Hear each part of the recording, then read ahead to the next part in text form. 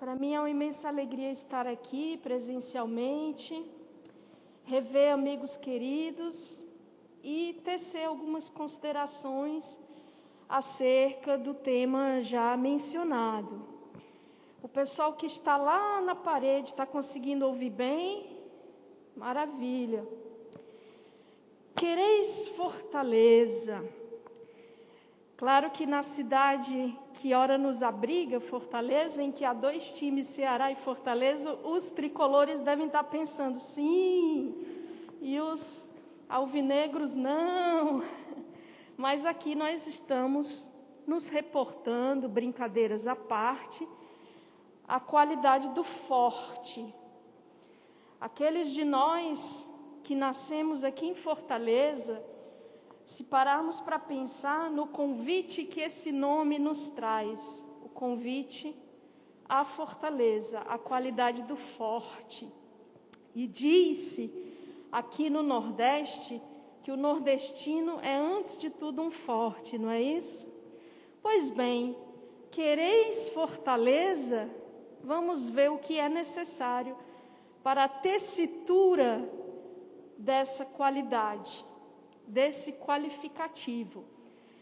Este tema é inspirado na mensagem paulina em Epístola aos Romanos e comentada por uma mensagem emanuelina.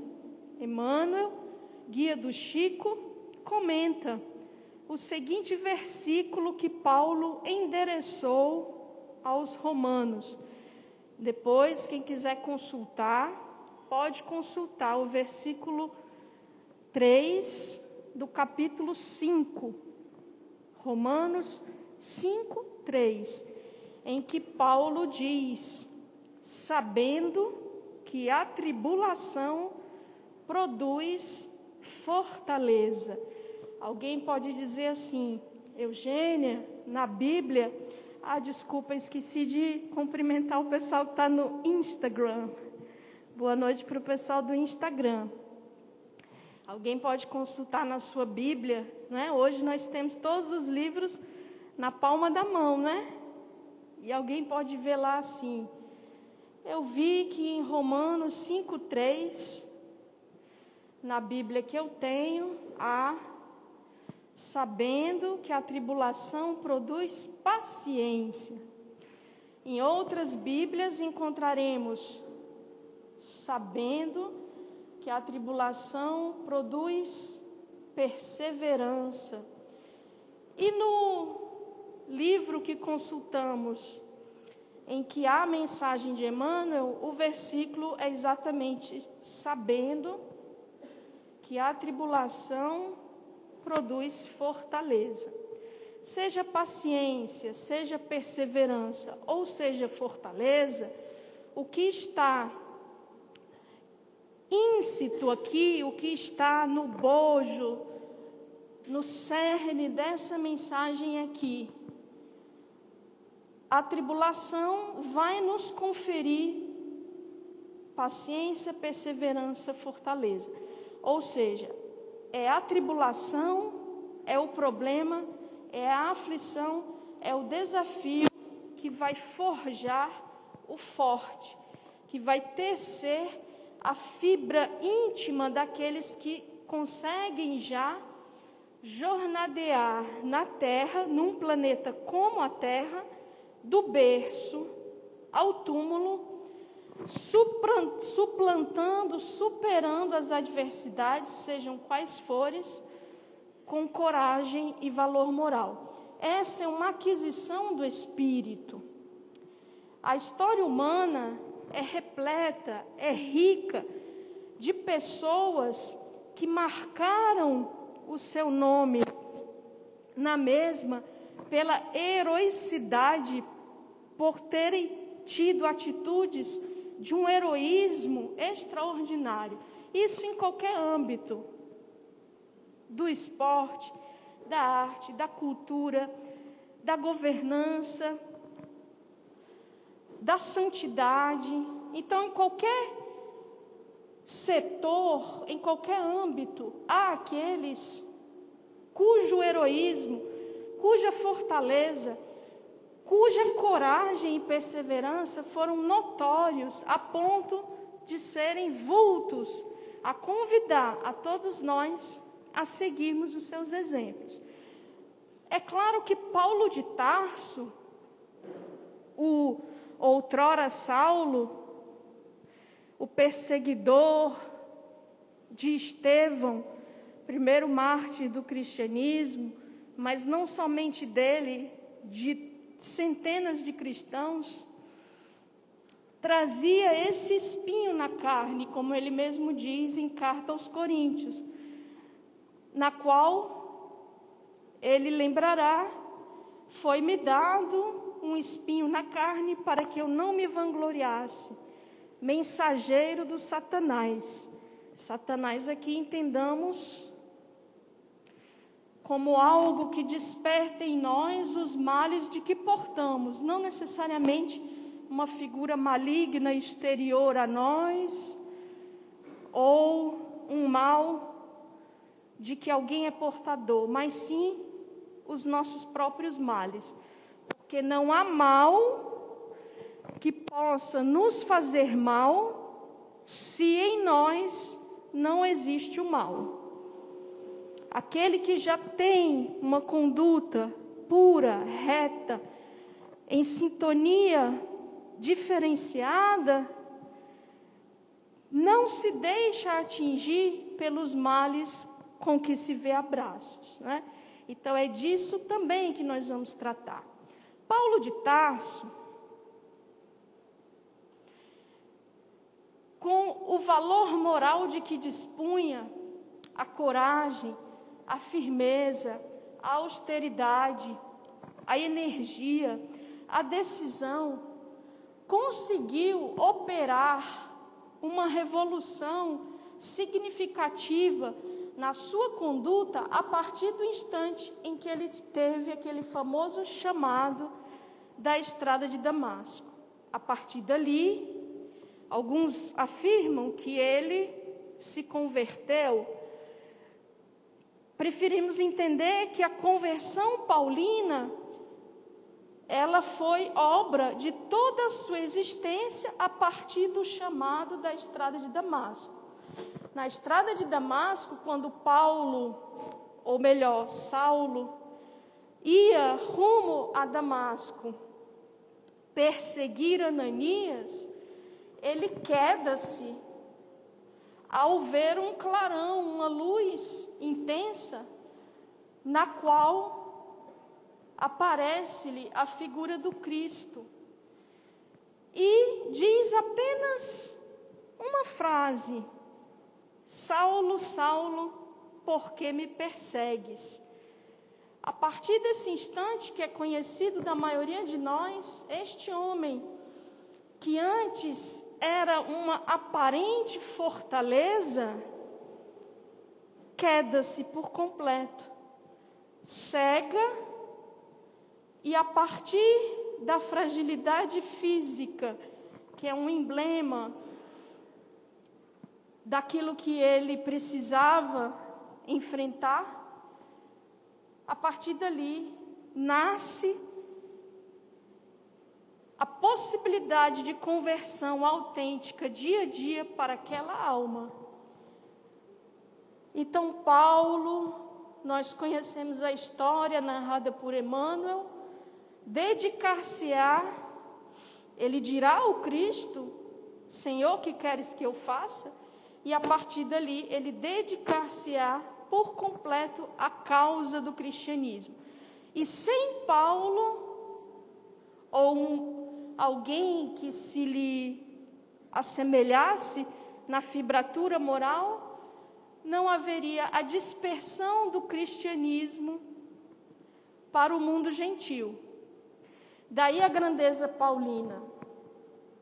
E me recordo que no dia 13 de março de 1940,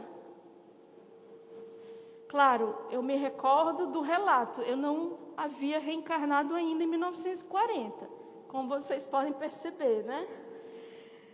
Mas em 13 de março de 1940, na pacata Pedro Leopoldo, a época ainda distante de Belo Horizonte, hoje é grande Belo Horizonte, vivia Chico Xavier, um homem dos seus 30 anos, quando ele psicofona uma mensagem do Espírito Emmanuel, que começa dizendo exatamente assim: lede as cartas de Paulo e meditai. É uma mensagem longa, inclusive uma mensagem uma mensagem dada para um grupo pequeno, seleto, na intimidade de um grupo pequenino. Ele vai inclusive dizer que encontrou Paulo de Tarso na Via Ápia.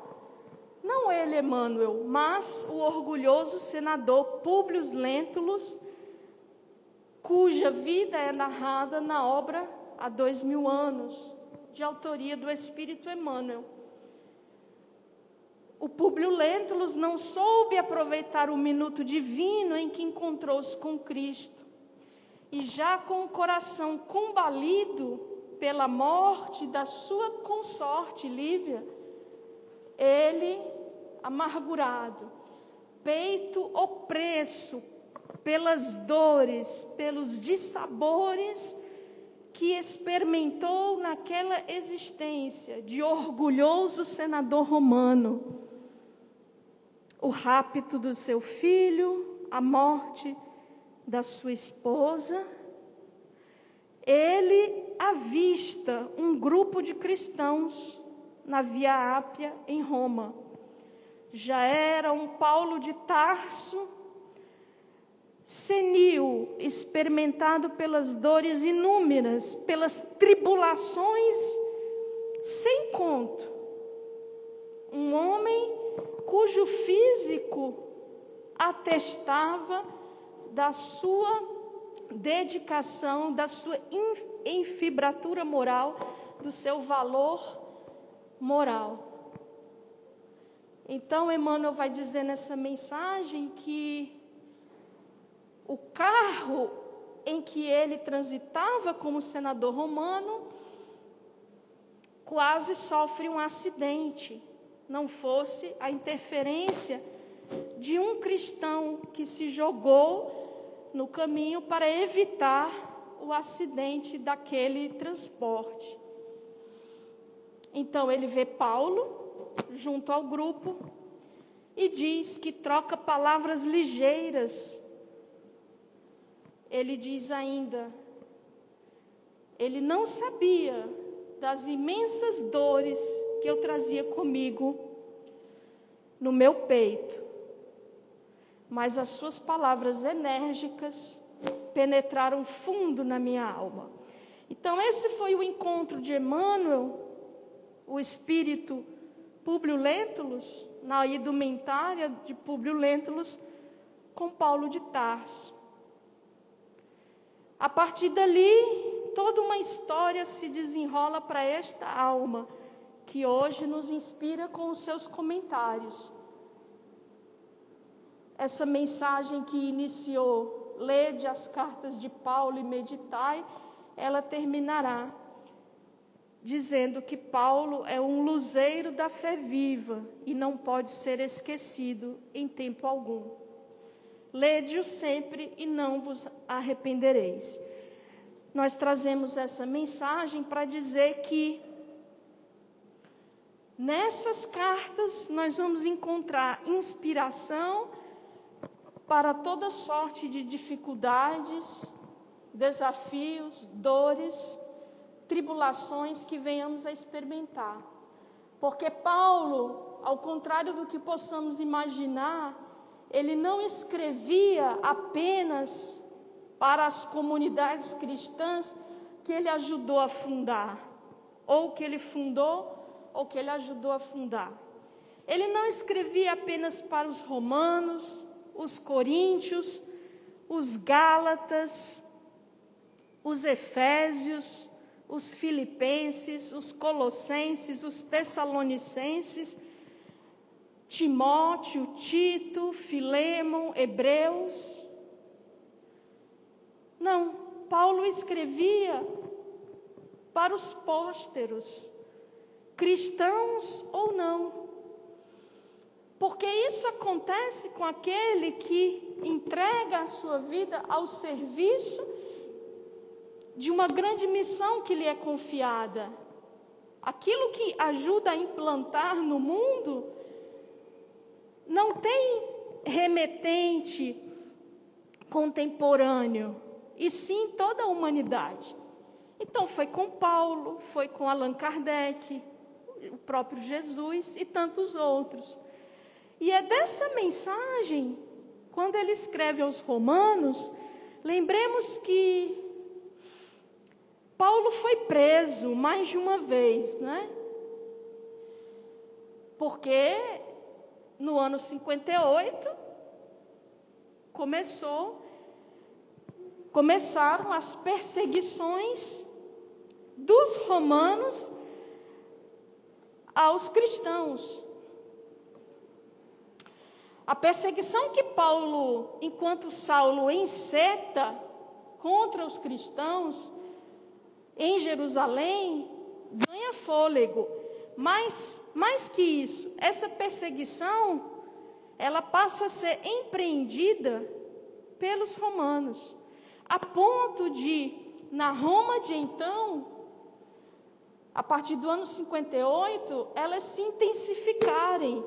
E aí sabemos, cristãos eram devorados por feras nos circos, eram queimados, eram torturados, jogava-se azeite quente e outras torturas inimagináveis. Paulo, quando vai escrever a sua epístola aos Romanos, e dizem os historiadores que essa não foi a primeira carta que ele escreveu, a primeira seria a carta aos Tessalonicenses, né? São duas, Tessalonicenses 1, Tessalonicenses 2. A primeira carta é que dizem ser a primeira epístola de fato. Mas o fato é que a disposição que vamos encontrar no Novo Testamento, Romanos, Coríntios 1, Coríntios 2, Gálatas, Efésios, Filipenses, Colossenses, Tessalonicenses 1 e 2, Timóteo 1 e 2, Tito, Filemon, Hebreus. Essa disposição possivelmente não é a disposição cronológica. Mas onde queremos chegar? Segundo Martinho Lutero, a carta aos Romanos é uma das mais importantes. E segundo Lutero, a carta aos Romanos é tão importante que todo cristão deveria sabê-la de cor. Aqui nós não pactuamos desse pensamento de que devemos saber a carta de cor, mas sim as lições que nos falem ao coração, no nosso coração devem se instalar. E a mim é de sobremodo significativo quando Paulo diz assim, antes dele dizer, sabendo que as tribulações produzem fortaleza, ou paciência, ou perseverança, ele dirá, nós gloriamo-nos também nas tribulações. E lembremos que ele foi aquele homem que disse, em tudo dai graças, em tudo agradecei. E onde nós queremos chegar com essa alusão, com essa assertiva? Exatamente no núcleo das nossas reflexões, que são também as reflexões de Emmanuel acerca desse versículo.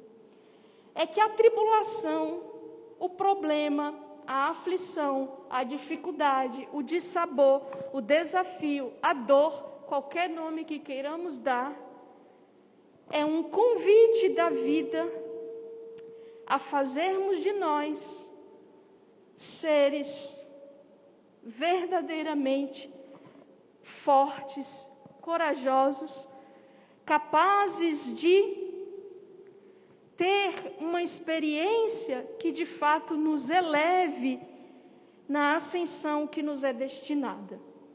O Espiritismo desvela, os Espíritos dizem que todos somos criados em igual condição e temos uma destinação também comum. Essa destinação é a de espírito puro. Mas, da origem até a destinação, nós vamos traçando os nossos caminhos, fazendo as nossas escolhas. Quanto menos lucidez nós temos, mais erros nós cometemos. Quanto maior lucidez, conhecimento aliado ao amor, nós vamos escolhendo cada vez melhor. E no estágio em que estamos, todos nós que habitamos o planeta Terra, não é? Estamos mais ou menos no mesmo patamar evolutivo. Claro, há almas adiantadas que vêm aqui dar o seu testemunho, cumprir as suas missões. Excetuando essas, a maioria de nós encontra-se mais ou menos no mesmo patamar evolutivo. Nós que somos convidados a aqui estar, a aqui reencarnar, ou que escolhemos aqui reencarnar, ou que nos foi dada a permissão, às vezes até a obrigatoriedade de aqui reencarnar, nós estamos dentro de um desafio que é plenamente compatível com as nossas possibilidades. E todos nós, ao reencarnarmos aqui ou alhures em outros planetas, nos será dado todas as ferramentas, todas as possibilidades de êxito. Mas o êxito não é o êxito como a criatura encarnada, impregnada dos modelos materialistas vigentes, entende. É o êxito conforme o espírito compreende. Então, o espírito lúcido, emancipado do corpo físico, não é? Antes do reencarne, ou a alma emancipada quando encarnado, e essa emancipação nós temos todos os dias quando vamos dormir. O espírito lúcido, ele sabe por que sofre. Ele sabe para que sofre. Ele sabe como aquela situação foi tecida para ele. É claro, meus amigos, minhas amigas, quando eu digo o espírito lúcido, é o espírito que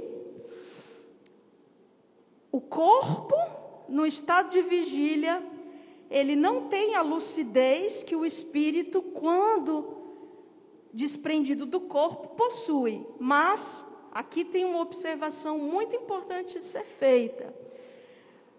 Quando todos nós vamos dormir, o nosso corpo, ele vai repousar. É para isso que existem as horas de sono, para que o corpo se refaça das fadigas do dia. E a alma, ela vai se desprender do corpo. É claro que a nossa alma, o nosso espírito, desprendido do corpo físico, irá estar ou cultivar relações que são o foco das suas atenções, normalmente. Então, quando dizemos o espírito lúcido, é o espírito que consegue aproveitar bem as horas de sono, de maneira a estar nesse estado de lucidez acerca da sua existência carnal presente. É aquele que consegue a sintonia necessária para, nesses instantes do sono, estar com a sua família espiritual, intercambiar informações com seu anjo da guarda, ou com os espíritos capazes de instruir. É essa condição que estamos falando. Então, nessa condição, o espírito desprendido do corpo, sem os preconceitos que a vida no estado de vigília impõe, este espírito, com essa lucidez, sabe por que sofre e para que sofre. Agora, o que acontece com muitos de nós? Chico Xavier, ele tem uma mensagem, ele foi médium de uma mensagem do instrutor Aulus, num livro chamado Instruções Psicofônicas. Esse livro é um par de livros, um é meio amarronzado e o outro é meio azulado. Instruções Psicofônicas e Vozes do Grande Além. Esses livros têm na sua capa um rolo de gravação daqueles antigos, né? O pessoal mais novo não vai saber o que é, porque a gente grava tudo com celular hoje, né? Até filma, até transmite ao vivo, né? Vocês já ouviram falar em Carlos Torres Pastorino? Levante a mão aí quem conhece Carlos Torres Pastorino. Então vou dizer um livro dele que eu acho que todo mundo vai levantar a mão. Conhece aquele livro Minutos de Sabedoria? Quem conhece, levante a mão. Pronto, quem escreveu esse livro foi Carlos Torres Pastorino. Carlos Torres Pastorino foi um católico, na realidade ele era padre e largou a batina porque queria casar-se e a igreja não permite o casamento. E aí ele se casou, depois ele se tornou espírita. Enquanto espírita, ele escreveu esse livro Minutos de Sabedoria. Mas por que estamos aludindo ao Carlos Torres Pastorino? Porque ele emprestou para o pessoal lá em Pedro Leopoldo, do grupo espírita Meimei, uma gravadora para que as reuniões mediúnicas, no seu final, fossem gravadas. Porque nos 15 minutos finais da reunião mediúnica, daquelas reuniões mediúnicas no grupo espírita Meimei, manifestavam-se os espíritos instrutores, Emmanuel, Aulus, espíritos de gente famosa, já desencarnada, até Santa Teresa d'Ávila se manifestou numa dessas reuniões. Então, essa gravadora do Torres Pastorino, emprestada para o grupo, gravou todas essas mensagens. Década de 1950, 1954, 1955. Eu não era reencarnada ainda. E aí, numa dessas mensagens, essas mensagens foram todas transformadas em livro, Instruções Psicofônicas, Vozes do Grande Além. Numa dessas mensagens, o Espírito Aulus, ele vai dizer exatamente isso, que é preciso um preparo ao longo do dia para que as horas de sono possam ser aproveitadas. Do contrário, nós não vamos aproveitar as horas em que o espírito emancipado do corpo pode ter lucidez. Eu fiz essa volta toda, gente, para dizer isso. E volto a dizer, o espírito que somos, que tem a possibilidade da lucidez e das boas interações, dos bons colóquios, enquanto o corpo repousa, não só sabe por que sofre, para que sofre, como consegue introjetar os bons conselhos que o seu anjo da guarda tem para lhe dar. Todos nós aqui temos um anjo da guarda, todos. Quem é o anjo da guarda? O anjo da guarda é um espírito superior a nós. Para ser anjo da guarda de alguém, tem que ser superior. Então, é superior a nós em conhecimento, em virtudes, em patamar evolutivo.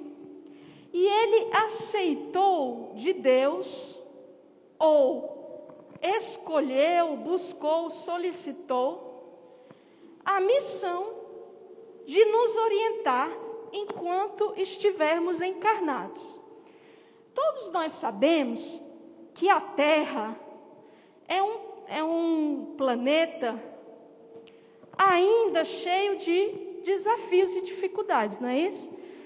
Então, o anjo da guarda é aquele amigo incondicional que vai ter por tarefa nos sustentar no momento de dificuldade, no momento de dor, no momento em que nós estamos à beira da desistência, nos momentos em que a dor nos maltrata e nos machuca de tal modo que nós desesperamos, que nós estamos a ponto de cometer uma loucura. Ele se alegra com as nossas alegrias e ele se entristece com as nossas dores. Mas o que mais deixa o anjo da guarda triste não é o sofrimento que experimentamos, e sim a forma com que nós experimentamos o sofrimento.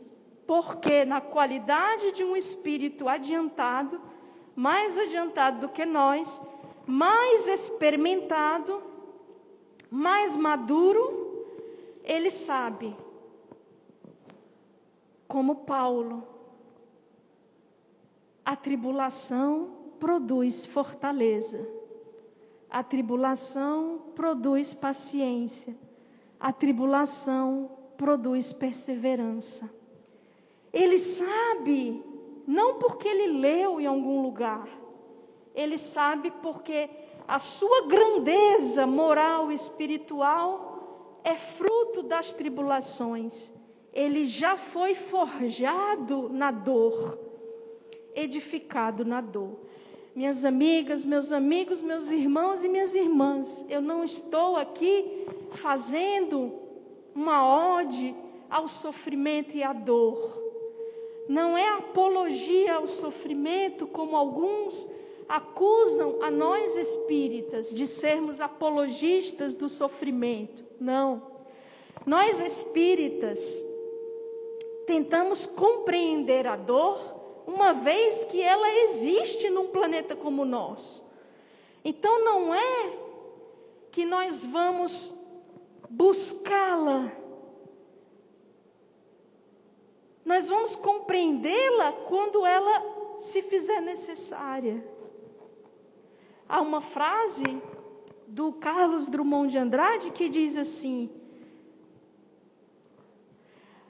a dor é obrigatória, mas o sofrimento é opcional. A dor é necessária, mas o sofrimento é opcional. Pode ser uma questão de nomes. Aqui o que menos importa são os nomes, mas qual é a mensagem? A situação difícil, ela invariavelmente existirá num planeta como esse, qualquer que seja o encarnado aqui a viver. Por quê?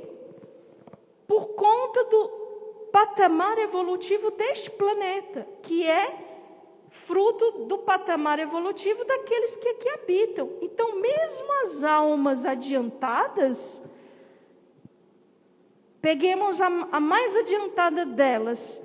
Qual a alma mais adiantada que já esteve na Terra? Vocês conseguiriam dizer?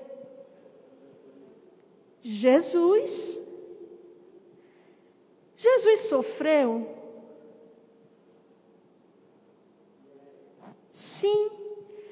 Claro, nós não sabemos na nossa condição de almas ainda imperfeitas, como é o sofrimento de um espírito crístico, um espírito puro como Jesus. Nós não sabemos avaliar, mesmo porque tanto a felicidade, a alegria, quanto a infelicidade, a desdita, a dor, o sofrimento, é regulado também de acordo com o nível evolutivo. O que faz feliz uma alma vulgar não é o mesmo que faz feliz uma alma santa ou uma alma adiantada. Do mesmo modo, o sofrimento para uma alma mais infantil, mais tíbia, mais fraca, tem uma conotação. E para uma alma mais evoluída é diferente. Mas o que estamos querendo dizer é que encarnou na terra, passará por tribulações. Sejamos santos ou sábios, ignorantes ou não, pobres ou ricos, aqui falando mesmo das posses, dos bens, né? E há um espírito no Evangelho segundo o Espiritismo que diz muito bem: chora o que está sobre a palha e chora o que está sobre o trono. Então, se a dor é algo que faz parte da encarnação, daqueles que encarnam aqui, se nós conseguimos compreendê-la, nós vamos melhor atravessá-la. Então, o primeiro entendimento, que é fruto da mensagem de Paulo, é esse: a tribulação produz fortaleza. E aí, amigos, eu não sei se, dependendo de onde eu fico, que dá esse retorno. Também não sabe, né? Então, eu viro assim para lá, pronto. Essa mensagem no livro Vinha de Luz, capítulo 119, depois quem quiser pode, como eu disse, hoje você tem os livros todos na palma da mão, né, no celular. Depois quem quiser, coloque Vinha de Luz 119, você vai achar essa mensagem emanuelina que comenta o versículo paulino.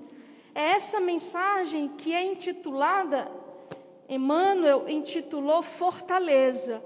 Eu não quis que o título da palestra fosse só Fortaleza, porque senão o pessoal ia ficar sem entender do que eu ia falar, né? Podia ficar sem entender, não é isso?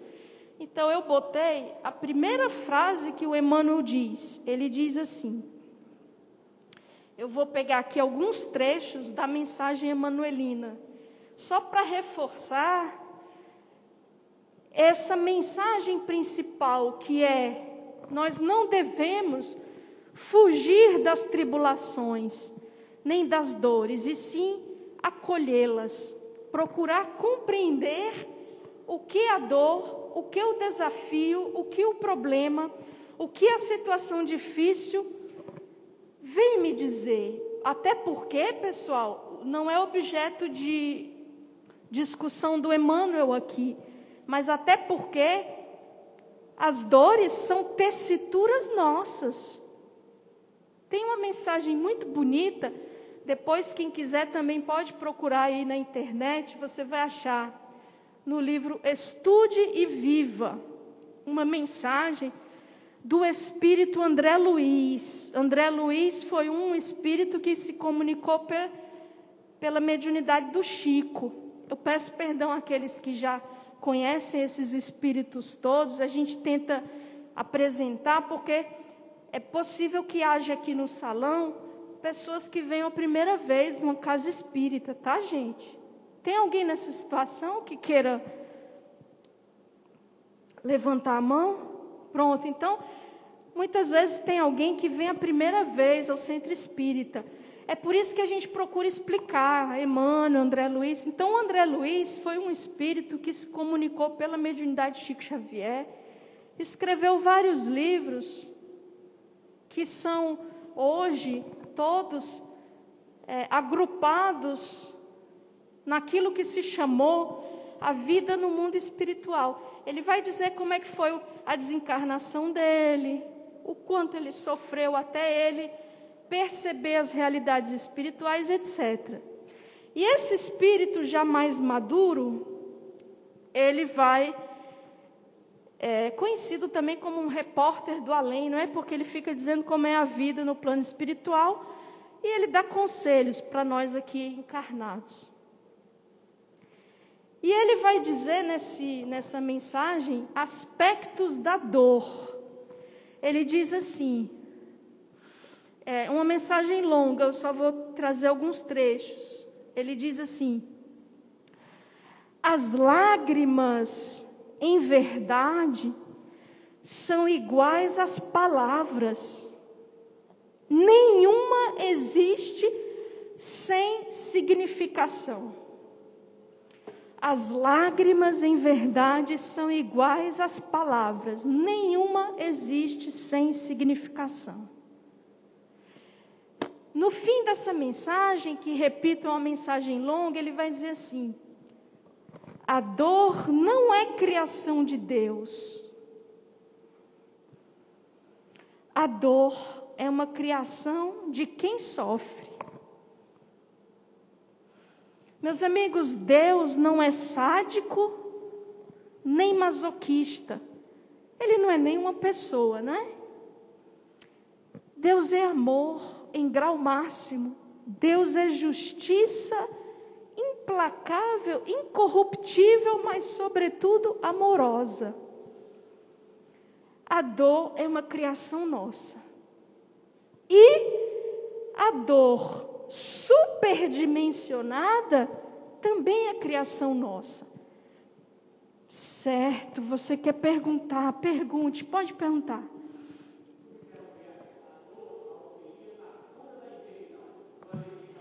Exatamente. Como é seu nome?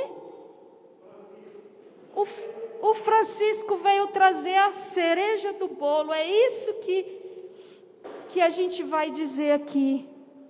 A dor é a cura e auxilia na resignação, não é isso? Pronto. Isso, exatamente. A gente vai chegar lá, Francisco. Obrigada, viu? A dor que nós experimentamos, ela pode se tornar mais ou menos amarga conforme a enxergamos. E se nós compreendemos que as tribulações são criações nossas e que depende de nós revertê-las em proveito nosso, nós vamos ascender, nós vamos avançar. Ascender não é ascender com fósforo, não, é ascender de ascensão, avançar. Tá certo? E aí eu lembro, antes de irmos aqui para os comentários do Emmanuel, e também vou trazer algo do Livro dos Espíritos, mas eu lembro que, por isso que eu estou de máscara, viu, gente? Vocês viram que eu tenho mania de, estou com rinite, aí com a máscara evita de eu ficar mexendo no nariz. Então, é a rinite alérgica. Desculpem. Um espírito de nome Manuel Flamengo de Miranda é um espírito que inspira o Divaldo, já escreveu vários livros pelo médium baiano Divaldo Pereira Franco. Ele vai dizer assim, que a dor, ela não é punitiva, porque a nossa ideia é de que a dor é para nos punir, né? Essa percepção nossa é uma percepção que tem a ver com a nossa infância espiritual, mais ainda recuada, quando nós víamos em Deus aquele ser que se ira, que se vinga, que castiga, que premia. Nós já somos capazes de sorver um alimento espiritual mais substancioso. E nessa condição, né, o Espiritismo é claro, Deus não castiga, Deus não premia. Nós estamos colhendo os frutos daquilo que nós empreendemos nessa existência ou numa existência passada. O parente difícil, a enfermidade do corpo, a a dificuldade, seja ela qual for, forja. Nossa, pessoal do passe, né? Está indo para aplicar o passe. E para se preparar para aplicar o passe. Então, pessoal, o Manuel Miranda ele vai dizer, a dor não é punitiva. Ela é antes retificadora, educativa. O que nós fazemos com o carro quando não está muito bem? Nós levamos na retífica, não é isso? Para retificar, para corrigir. Então ele diz, a dor não é punitiva, ela é retificadora, educativa. Tão logo funcionem os seus objetivos, diluem-se as injunções penosas. Mas, Eugênia, por que então que essas almas valorosas, adiantadas, o Cristo, por exemplo, Jesus e outras, experimentaram dores? Era para retificar em si algo? Não, era para nos dar o exemplo de como atravessar as dores. Porque o Cristo disse, no mundo tereis aflições, mas tende bom ânimo, eu venci o mundo. Ele jamais poderia nos legar este ensinamento se ele não tivesse experimentado dores. E ele experimentou toda sorte de dores que a criatura humana experimenta. Traição, agressão, abandono. Mas dizem, né, quem sou eu para dizer qual foi a maior dor que o Cristo experimentou? Porque eu estou muito distante dele. Eu não vou conseguir compreender uma alma tão adiantada. Mas há quem diga que a maior dor de Jesus foi ver a humanidade de então enleada nos compromissos evolutivos que tecia para si própria.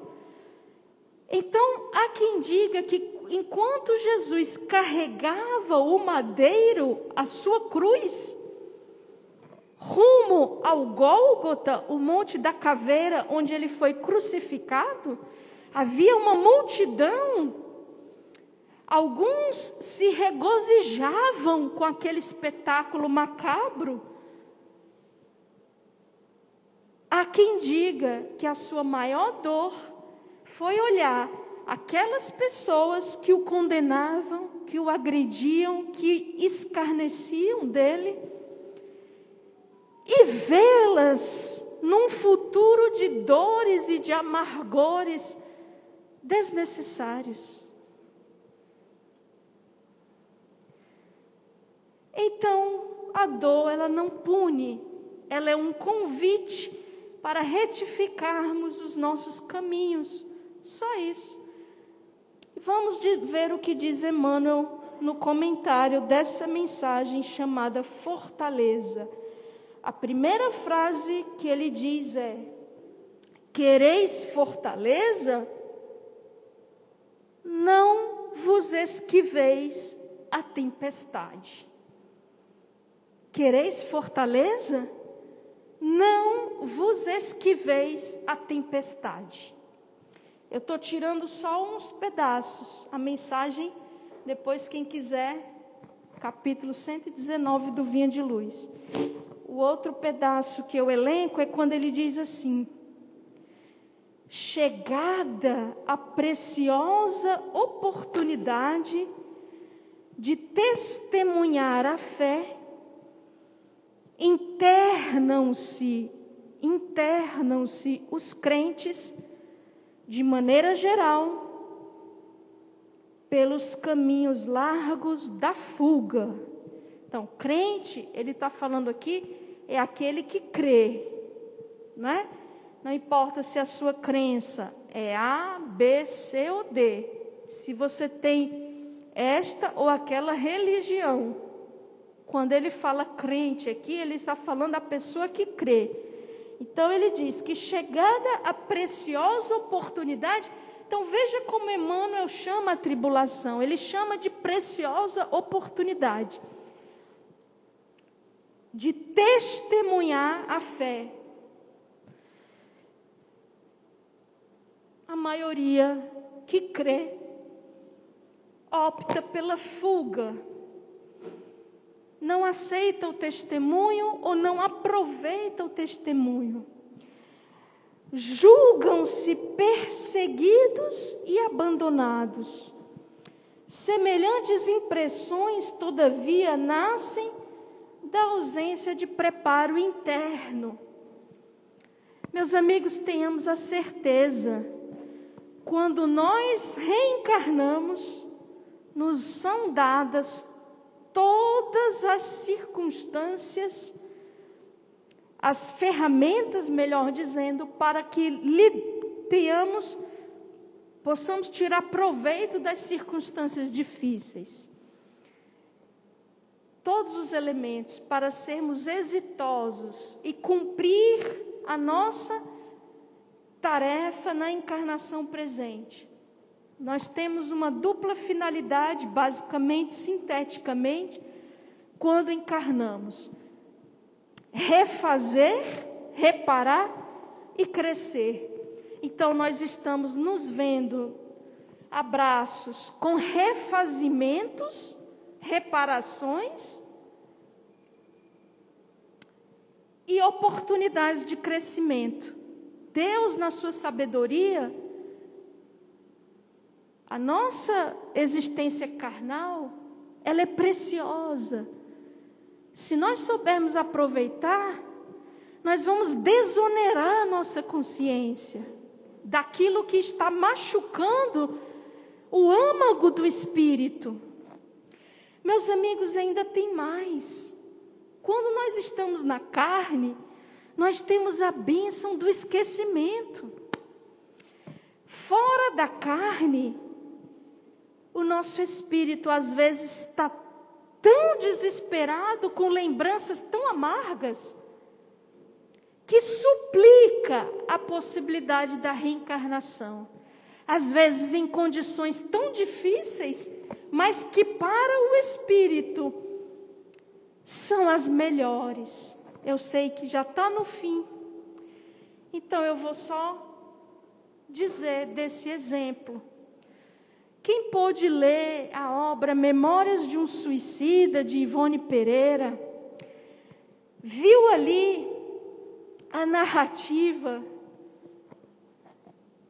do Camilo Castelo Branco sobre Mário Sobral. Mário Sobral esganou a sua amante, numa crise de ciúmes, ele esgana a amante e em seguida ele se enforca. Ele era um rapaz belo, rico, intelectual promissor, lá em Portugal, boêmio. Então, numa crise de ciúmes, ele esgana a Eulina, sua amante, e em seguida ele comete suicídio. No plano espiritual, esse espírito está num flagelo moral tamanho. Ele vê ininterruptamente a amante. Se é uma alucinação do espírito ou se é o espírito da amante, pouco importa. Ele não encontra paz, ele não tem um segundo de paz. Olha para si e vê os braços mutilados. Então, quando é para reencarnar, daquelas 5, 6 histórias reais que o Camilo Castelo Branco traz no livro, inclusive a sua própria, de suicida que foi, o Mário Sobral está feliz, alegre com a possibilidade de reencarnar. Aquele que foi rico no solo português, reencarnará pobre no Nordeste brasileiro, em meio à fome, à seca, à orfandade e à mutilação. A mãe, quando vira o bebê sem braços, ele escolhe reencarnar sem braços, abandonará a criança, órfão, miserável, faminto e mutilado. E ele está feliz, porque é a bênção do esquecimento, é o refrigério que a sua alma precisa, porque no mundo espiritual, este espírito não tem paz.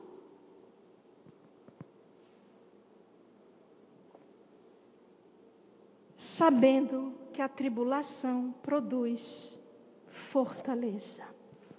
Paz e bem, amigos.